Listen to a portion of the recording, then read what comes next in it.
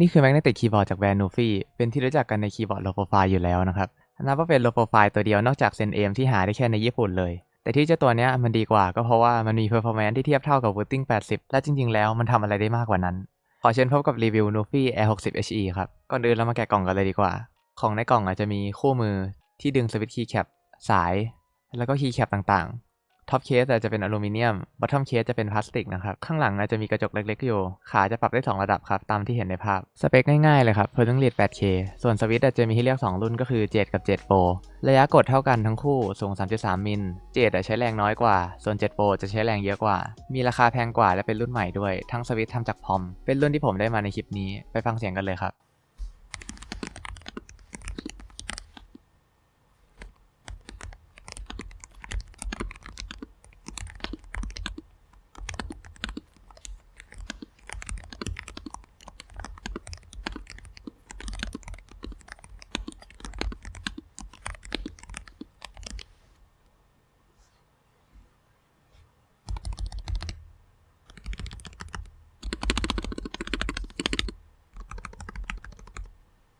พูดตรงๆเวลาเราไปเทสเดินในเกมแล้วโชว์ให้ดูว่าอันไหนเนี่ยเท้าหยุดเร็วกว่ามันค่อนข้างจะไร้สาระนะครับเป็นวิธีการเทสที่ไม่ได้มาตรฐานเลยแม้แต่น้อยตอนเราดูเราไม่เห็นได้ซ้ำนะครับว่าเขายกนิ้วขึ้นมากี่มิลช่องผมมันจะเป็นช่องแนวคุยกันด้วยข้อมูลนะครับไม่เน้นตั้งกล้องถ่ายงานโปรดักชันเอาเป็นว่าผมแนะนำให้ดู iJoker ครับมาตรฐานการเทสที่ดีที่สุดในตอนนี้ผมจะเทียบ Nufi Air 60 HE กับ Wooting 80เลยแล้วกันนะครับเพราะว่าทั้งคู่มี latency ท็อปตลาดอยู่ที่ 0.21 มิลลิเซกไปลองเพียงแค่ Venom 0.16 มิลลิเซกที่ตอนนี้เริ่มมีนักแข่งเอาไปใช้กันแล้วนะครับทั้งใน CS และ Valorant โปรพูดเองเลยนะครับว่ามันเร็วกว่า Wooting แบบเห็นได้ชัดเลยแต่ Wooting 80 Polling Rate วัดได้แค่ 4,000 เองนะครับอันนี้ไม่รู้ว่าอีก 4,000 ที่โฆษณาหายไปไหน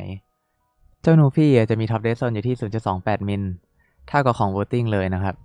ก็คือถ้าทั้งคู่ปรับ 0.1 มิลในซอฟต์แวร์ครับมันจะเริ่มทำงานจริงที่ 0.28 มิลทั้งคู่ถ้า Bottom Dead Zone มีไว้กันปุ่มหลุดหรือ Cancel โดยที่ไม่ได้ตั้งใจ Top Dead Zone ก็มีไว้เพื่อป้องกันเราเผลอกดปุ่มโดยที่ไม่ได้ตั้งใจเหมือนกันครับค่าพวกนี้จะวัดด้วยไฮเกรดเพราะถ้าให้พูดตรงๆหยิบไม้บรรทัดขึ้นมาเราจะเห็นว่า1มิลมันสั้นมากๆเลยนะครับนึกภาพดูว่า 0.01 มิลมันเป็นระยะที่สั้นแค่ไหนตอนนี้ช่องผมเปิดรับโดเนทอยู่นะครับถ้ายอดครบผมจะไปกดไฮเกรดมาวัดให้ดูเลยกลับมาที่ผลเทสกันดีกว่า Nufi เนี่ยปรับ Rapid Trigger ได้ 0.01 มิลถูกไหมครับแต่พอวัดจริงตอนที่เรายกนิ้วขึ้นเราต้องยกมาประมาณ 0.06 นะครับปุ่มถึงจะเลิกทำงานอันนี้ถือว่าเป็น Up Strokeส่วน Rapid Trigger Down Stroke เนี่ยอันนี้จะใช้เป็นตัวนี้นะครับก็คือปรับ 0.01 จะทำงานจริงที่ 0.03 ก็ถือว่าแม่นยำกับ Wooting นะครับเพราะว่าเราปรับ Rapid Trigger 0.15 แต่ว่ามันทำงานจริงที่ 0.2 ทั้งขาขึ้นและขาลงเลยส่วน Bottom Dead Zone ของ Wooting จะอยู่ที่ 0.32 นะครับก็คือต่อให้เราปรับ Rapid Trigger 0.15 ที่ก้นสวิตช์มันจะทำงานจริงที่ 0.3 เลยนะครับแต่ว่า Nufi จะน้อยกว่าอยู่ที่ประมาณ 0.26 ซึ่ง Bottom Dead Zone ถือว่าเป็นอะไรที่สำคัญที่สุดแล้วครับสำหรับเกมแนว FPS เพราะว่าถ้าค่าพวกนี้ยิ่งน้อยมูเมนต์ในเกมก็จะยิ่งหยุดเร็วครับถ้ามาดู Venom 60 เนี่ยจะเห็นว่า Bottom Dead Zone อยู่ที่ 0.11 นะครับก็คือ Venom มันปรับได้ต่ำสุด 0.1 ก็จริงแต่ว่ามันทำงานที่ 0.1 แท้ๆไงครับมันก็เลยถือว่ามันเร็วและแม่นยำมากๆตอนนี้แล้วมันก็ยังมี latency ที่ต่ำที่สุดในโลกด้วยมันก็เลยเป็นคีย์บอร์ดที่เร็วที่สุดในตอนนี้ครับซอฟต์แวร์ Nufi จะใช้บนเว็บนะครับสามารถเปลี่ยนภาษาได้ตรงนี้ทางด้านขวาบนมีภาษาจีนกับภาษาอังกฤษและสามารถปรับ Dark Mode Light Mode ได้นะครับ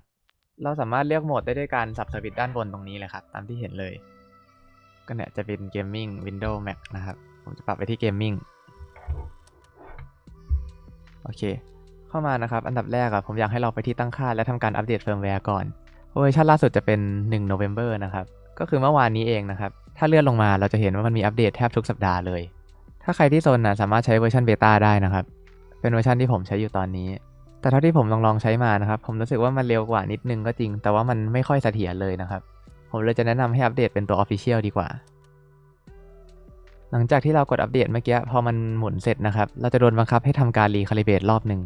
ให้เรากดทุกปุ่มจนกว่ามันจะขึ้นสีเขียวหมดนะครับโอเคมันขึ้นเตือนว่า Complete แล้วเรากด Stop ตรงนี้ได้เลยส่วนตัวไฟเนี่ยจะมีให้เลือกหลายโหมดเลยนะครับแต่ว่าผมอาจจะปิดเอาไว้เพราะว่าความร้อนมันส่งผลต่อแม่เหล็กนะครับแล้วส่วนตัวผมก็ไม่ชอบไฟด้วยมันรำคาญสายตามีมาโครให้ใช้ตามปกติที่โหมดเนี่ยเราจะมีล็อกปุ่ม Windows ล็อกปุ่ม Alternate FC หรือ Alt Tab ต่างๆนะครับอันนี้ผมจะปิดไว้หมดเลยเราสามารถปรับ Tick Rate ได้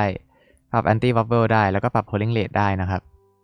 Anti Wobble เนี่ยผมแนะนำให้ปรับไว้ที่ Low นั่นแหละตามค่า Default เพราะว่าถ้าปรับ High มันคล้ายๆการเพิ่ม Dead Zone นั่นแหละส่วน Gaming Optimization เนี่ยถ้าปิดคีย์บอร์ดเราจะเร็วมากเลยนะครับแต่ว่าตามที่มันบอกไว้ก็คือ Eliminate the Contact Unevenness เนี่ย อันนี้ก็คือเหมือนเราแตะโดยที่ไม่ได้ตั้งใจอะครับแล้วมันทำงานแล้วเกิดเออร์เลอร์อันนี้ผมแนะนำให้เปิดเอาไว้เพราะว่าผมลองปิดแล้วมันเดินแล้วตัวหยุดรัวๆเลยที่ Key Binding นะครับผมมันจะเปลี่ยนปุ่ม ESC ให้เป็นปุ่มหนอนเป็นภาษาแล้วเอา Cap Lock กับเป็น ESC แทนเพราะว่าผมถนัดแบบนี้นะครับถ้าเรากดคลิกขวาเนี่ยมันจะมีฟังก์ชันพิเศษขึ้นมานะครับจะมี DKS มี Mod Tab มี Toggle Key มี Rapid Shift กับ SOCD Rapid Shift ก็คือ Rapid Snappy นั่นแหละครับพูดง่ายๆก็คือเป็นฟังก์ชันทุกอย่างที่มีบน Voting ทั้งหมดเลยยกเว้นตัว Hyper Tab เจ้า Hyper Tab อะง่ายๆเลยมันก็คือ Release Dual Trigger บน Dunk Deer หรือว่า OKS บน Mat 68R นั่นแหละครับมันก็คือ Auto Counter Strafe นั่นแหละครับเดี๋ยวผมจะลองกด AD ให้ดูถ้าผมกด A นะครับแค่ปุ่มเดียวแล้วผมยกนิ้วขึ้นมาเลยเนี่ยปุ่ม D จะกดเองอัตโนมัติตามที่เห็นถ้าผมกด D แล้วปล่อย A ก็จะออกมาเองครับ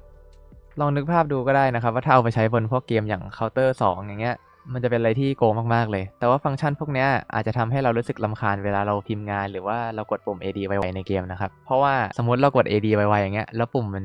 Counter เองอัตโนมัติอะบางทีกลายเป็น A กับ D ทำงานพร้อมกันหมายถึงกับตัว D ที่มันทำงานออโต้กับนิ้วเราที่กด A ไปแล้วเมื่อกี้มันทำงานสวนกันเองนะครับทำให้ตัวเราอาจจะหยุดผมก็เลยจะไม่ใช้นะครับถ้าให้ผมเลือกใช้อ่ะผมจะเลือกเป็น Rapid Shift ดีกว่าหรือก็คือ Rapid Snappy นั่นแหละเพราะจริงๆ SOCD ในมุมมองผมนะครับที่ผมเล่น Valorant อ่ะผมรู้สึกว่ามันไม่ได้โกงเลยนะครับในทางกลับกันมันเป็นผลเสียด้วยซ้ำเพราะว่าตัวมันไหลเทไปอีกฝั่งหนึ่งมากกว่า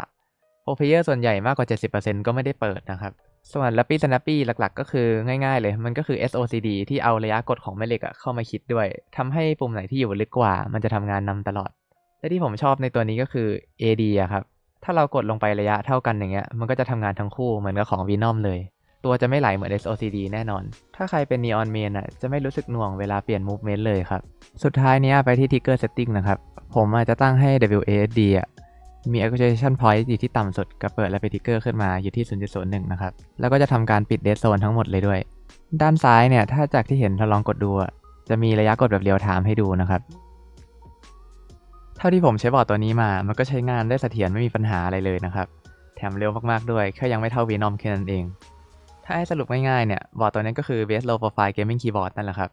ดีกว่า Wooting 80 ในด้านของผลเทสและสแปมปุ่มได้ดีกว่ามีราคาถูกกว่าเป็นเท่าตัวได้ฟังก์ชันเยอะกว่าหน้าเว็บก็ดูดีใช้งานง่ายอัปเดตตลอดถ้าไม่ติดที่ว่าเจ้า Air 60 HE เป็นบอร์ด 60% ไม่มี F Low ไม่มีลูกศรใครที่ใช้คีย์บอร์ดขนาด 75% ขึ้นไปจะปรับตัวได้ยากมากเลยนะครับหรืออาจจะไม่ชอบเลยก็ได้